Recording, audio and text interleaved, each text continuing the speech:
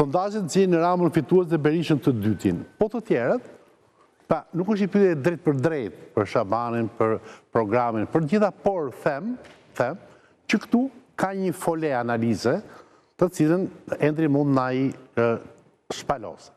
Atë, pyetje direkte, pse këto sondazhe, njerë beson ke këto sondazhe? Ta fillojmë kështu. Shiko, sondazhet janë metodë shumë e vjetër për të kuptuar si do votojnë njerëzit. Po.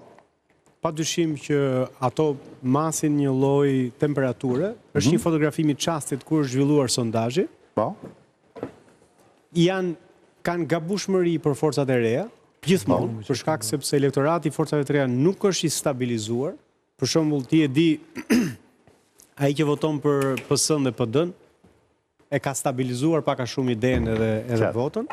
Për forcat e reja është pak më e vështirë. E megjithatë, unë kam vënë re një gjë. Sa keni dalë në sondazhet në Prishtinë? Nuk ka asnjë sondazh që e mohon faktin që të rinjt, dhe në veçantë koalicionit të rinjve Nisma Shqipëria bëhet, do të jetë në parlament. Pra nuk e mohon, këtë realitet nuk e mohon asnjë sondazh. Unë besoj që rezultati do jetë parlament, do të jetë 1, 2 apo si grup parlamentar? Sondazhet variojnë nga 6.5% për Nismën Shqipëria bëhet deri në 10%. Që përkthehet në deputet? Që përkthehet në 7 deri në 14 mandate.